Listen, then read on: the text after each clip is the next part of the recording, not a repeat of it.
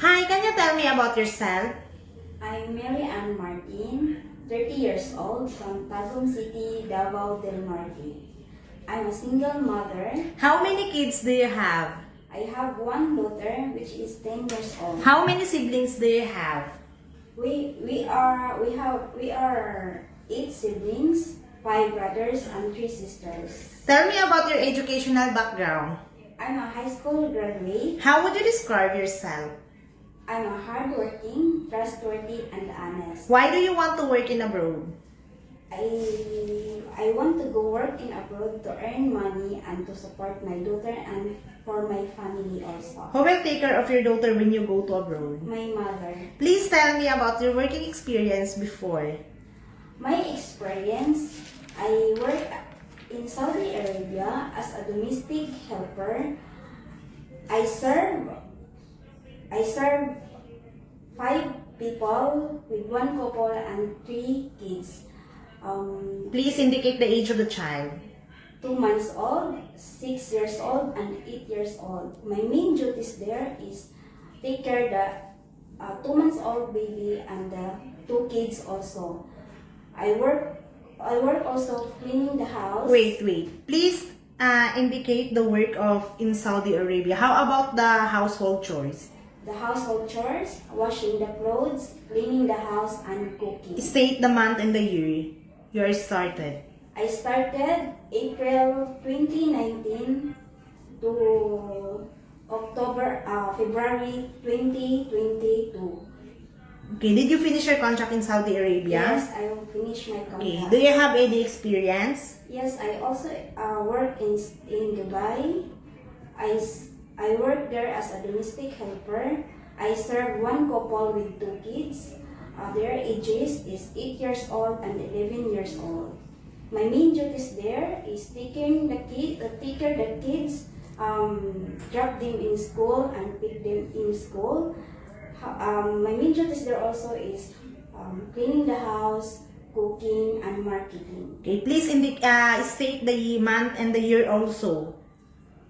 I start there to work April 2022 to October 2024. Okay, did you finish your contract in Dubai? Yes, I finished. Do you have any experience? Also, I have experience in Hong Kong Since March 2025 to October 2025. Only 6 months because my employers migrate in China. I serve 1 couple with 1 kid. indicate the age of the kids. He's 11 years old.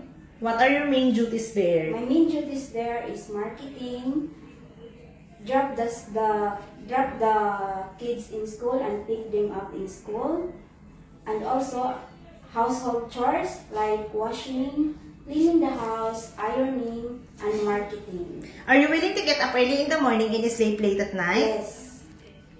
Are you willing to take care of healthy elderly person? Yes. Are you willing to take care of children and newborn babies? Yes. What will you do if the baby will cry?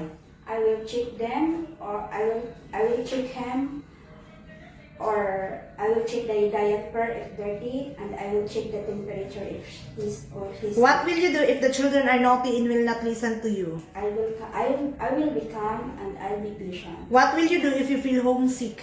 I will keep myself busy. If you have family problem, will you go home or just send financial support?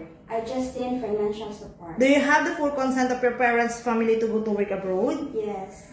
Are you willing to work during your rest day and employer will pay you as overtime? Yes. Do you promise not to use your cell phone during working hours? Yes. Do you promise not to learn from any bank in Hong Kong? Yes. Please sing a nursery song. Baby shark doo baby shark doo. Do you know how to swim? Yes. Do you smoke and drink alcohol?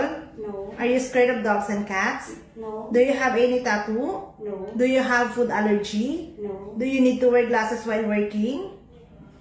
Pardon? Do you need to wear glasses while working? No. Are you willing to cut your hair short? Yes. Do you have surgical operation or serious sickness before? No. Are you under special medication right now? No. Do you promise to finish your contract? Yes. Please give a message to your future employer. To my future employer, please give me a chance to work with you. I assure you, I'm a hardworking person, trustworthy and honest. Thank you and God bless.